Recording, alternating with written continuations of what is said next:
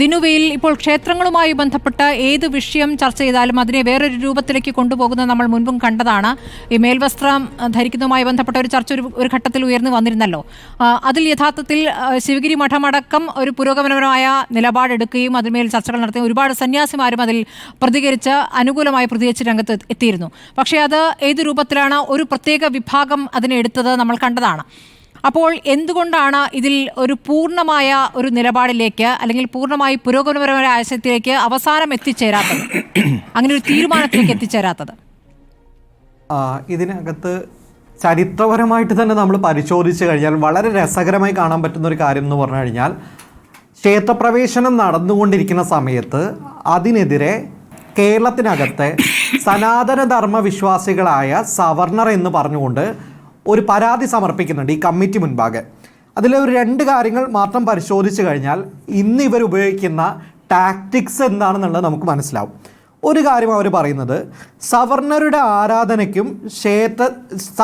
ആരാധനയുള്ള ക്ഷേത്രത്തിൽ അവർണർക്ക് പ്രവേശനം അനുവദിക്കുന്ന ഒരു രാജശാസനം വാസ്തവത്തിൽ വർണ്ണാശ്രമ ധർമ്മങ്ങളുടെ നശീകരണ യന്ത്രമാകുന്നു. വർണ്ണാശ്രമ ധർമ്മങ്ങളുടെ അസ്തമയം എന്ന് പറയുന്നത് ഹിന്ദു മതത്തിൻ്റെ ഉന്മൂലനമാകുന്നു എന്നാണ് പറഞ്ഞത്. ഇന്ന് അവർ പറയുന്നതിൽ യാതൊരു മാറ്റവുമില്ല. നമ്മൾ കൃത്യമായി ഒരു അനാചാരത്തെ റിഫോം ചെയ്യാൻ വേണ്ടി പറയുമ്പോൾ ഇത് ഹിന്ദു മതത്തിനെതിരെ വരുന്ന എന്തോ വലിയ പ്രശ്നമാണെന്നാണ് പറഞ്ഞു വയ്ക്കുന്നത്. രണ്ടാമതായി, അന്ന് ഈ സനാതനധർമ്മ വിശ്വാസികൾ ഉന്നയിച്ചൊരു വാദം എന്ന് പറയുന്നത്, അവർണർ ക്ഷേത്രപ്രവേശനം ചെയ്തു കഴിഞ്ഞാൽ ഇനി സനാതനധർമ്മ വിശ്വാസികളായ ഞങ്ങൾ ആരും ക്ഷേത്രത്തിലേക്കില്ല എന്നാണ് പറഞ്ഞിട്ടുണ്ടായിരുന്നത്. എന്നിട്ട് ചരിത്രത്തിൽ എന്താണ് സംഭവിച്ചിട്ടുള്ളത്? ഇവർ ക്ഷേത്രത്തിലേക്കുള്ള ഒഴുക്കൊട്ടും തന്നെ നിർത്തിയില്ലല്ലോ. സമാനമായിക്കൊണ്ട് ഇന്നൊരു പക്ഷേ തന്ത്രിമാർ പിണങ്ങി ഒരു മൂലയ്ക്ക് ഇരിക്കുന്നുണ്ടെങ്കിൽ നാളെ തീർച്ചയായിട്ടും തൊഴിലിൻ്റെ ഭാഗമായിട്ട് അവർക്ക് തിരിച്ചു വരേണ്ടി വരും എന്നുള്ള കാര്യം ഉറപ്പ് തന്നെയാണ്. ദാക്ഷായണി വേലായുധൻ ഒരിക്കൽ ചെറുപ്പത്തിൽ സ്കൂളിലേക്ക് പോകുന്ന സമയത്ത് പാടവരമ്പിൽ വെച്ചുകൊണ്ട് എതിരെ വന്ന ജന്മി പറഞ്ഞു ഇറങ്ങി നടക്കാൻ പറഞ്ഞു. അപ്പോൾ ദാക്ഷായണി വേലായുധൻ തിരിച്ചു പറഞ്ഞത്, ഇറങ്ങി നടക്കണമെങ്കിൽ നിങ്ങൾ ഇറങ്ങി നടന്നോളൂ എന്നാണ് തിരിച്ചു പറഞ്ഞത്. നമ്മൾ മലയാള സിനിമയിൽ പറയുന്ന പോലെ റോസിക്ക് ഈ വീട് ഇഷ്ടമല്ലെങ്കിൽ റോസി ഇവിടുന്ന് ഇറങ്ങിപ്പോയിക്കോളൂ എന്നുള്ളത് ഇതിനൊരു പരിഹാരമുള്ളൂ. തന്ത്രിമാർക്ക് ഇത് ഇഷ്ടമല്ലെങ്കിൽ തന്ത്രിമാർ അവിടെ നിന്ന് ജോലി രാജിവെച്ച് അവർക്ക് പറ്റുന്ന രീതിയിലുള്ള ഈ പറയുന്ന കുഴിക്കാട്ട് പച്ചയൊക്കെ അനുശാസിക്കുന്ന ഹിന്ദു രാഷ്ട്രമൊക്കെ ഒരു മൂലയിൽ എവിടെയും പോയിട്ട് നിർമ്മിച്ച് അവർ ആചാരങ്ങൾ നടപ്പിലാക്കട്ടെ എന്ന് മാത്രമേ പറയാൻ പറ്റുള്ളൂ. ഇന്ത്യൻ ഭരണഘടന നിലനിൽക്കുന്നിടത്തോളം കാലം അവർക്കത് ചെയ്യാൻ വേണ്ടി പറ്റില്ല. ഒരൊറ്റ കാര്യം കൂടെ ഞാൻ ഈ ഡോക്യുമെൻ്റ് ഒന്ന് വായിക്കാൻ വേണ്ടി ആഗ്രഹിക്കുന്നു. വർണ്ണാശ്രമ ധർമ്മങ്ങൾക്കും കീഴാചാരങ്ങൾക്കും വിലയില്ലെങ്കിൽ ക്ഷേത്രങ്ങളിൽ അവർണരുടെ പ്രവേശനം അശുദ്ധമല്ലെങ്കിൽ തന്ത്രിമാരുടെ ആവശ്യമെന്ത്? പൂജ ചെയ്യുന്നുള്ള അവകാശം ബ്രാഹ്മണരിൽ തന്നെ വെച്ചിരിക്കുന്നതെന്ത്? എന്നിട്ട് അവരൊരു വാക്കും കൂടെ പറഞ്ഞിട്ടുണ്ട്, ശാന്തി നിയമനത്തിന് അവർണൻ്റെ അപേക്ഷ വന്നാൽ അതിന് ഗവൺമെൻറ് എന്ത് ഉത്തരവ് ചെയ്യും? അടുത്തതാണ് ഏറ്റവും പ്രധാനപ്പെട്ടത്. കഴകപ്രവർത്തിക്ക് അവർണർക്ക് അവകാശവാദം നാളെ കാലത്ത് ചെയ്തുകൂടെയോ എന്ന് ചോദിച്ചിട്ടുണ്ട്.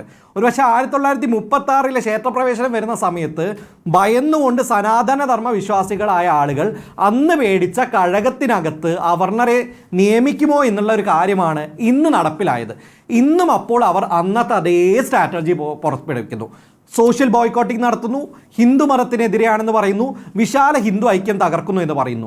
രാഹുൽ ഈശ്വർ അടക്കമുള്ള ആളുകൾ ഉന്നയിക്കുന്ന ഈ വിശാല ഹിന്ദു ഐക്യത്തിൻ്റെ ഒരു പ്രശ്നം എന്ന് പറയുന്നത് അത് മുസ്ലിം അടക്കമുള്ള നമ്മുടെ സഹോദരങ്ങളെ പുറത്തു നിർത്തുന്ന വിശാല ഹിന്ദു ഐക്യമാണ് എന്നുള്ളതാണ്. അതുകൊണ്ട് തന്നെ ശ്രീനാരായണ ഗുരുവിനൊക്കെ ചേർത്ത് പറയുമ്പോൾ രാഹുൽ ഈശ്വർ അടക്കമുള്ള ആളുകൾ ആലോചിക്കേണ്ടത്, ഗുരുദേവൻ അടക്കമുള്ള ആളുകൾ പറഞ്ഞത് മാനവ ഐക്യത്തെക്കുറിച്ചാണ്, മനുഷ്യരുടെ ഐക്യത്തെക്കുറിച്ചാണ്. നോക്കൂ, ഞാൻ വീട്ടിലൊരു നായ്ക്കുട്ടിയെ വളർത്തുന്ന ഒരാളാണ്. ആ നായ്ക്കുട്ടിക്ക് തിരിച്ചറിയാം 4-5 മനുഷ്യന്മാർ വീട്ടിൽ വന്നു കഴിഞ്ഞാൽ എല്ലാ മനുഷ്യന്മാരാണെന്ന് അറിയാൻ വേണ്ടി സാധിക്കും. എന്തുകൊണ്ടാണ് മനുഷ്യൻ്റെ ബ്രെയിനുള്ള ഈ തന്ത്രിമാർക്ക് മനസ്സിലാകാൻ വേണ്ടി സാധിക്കാത്തത്? ഒരു പിശാരടിയും ഒരു ഈഴവനും ഒരു ദളിതനും തമ്മിൽ യാതൊരു വിവേചനവും പാടില്ലെന്നും ഇവരെല്ലാവരും മനുഷ്യരാണെന്ന് എന്തുകൊണ്ടാണ് ഇവർക്ക് ഇനിയും മനസ്സിലാവാൻ വേണ്ടി സാധിക്കാത്തത്? അതുകൊണ്ട് തന്ത്രിമാർ പൗരന്മാരായി മാറണമെന്നും മിനിമം പൗരബോധം അവർക്ക് ഉണ്ടാവണമെന്നുള്ളതാണ് എനിക്ക് കൃത്യമായി സൂചിപ്പിക്കാൻ.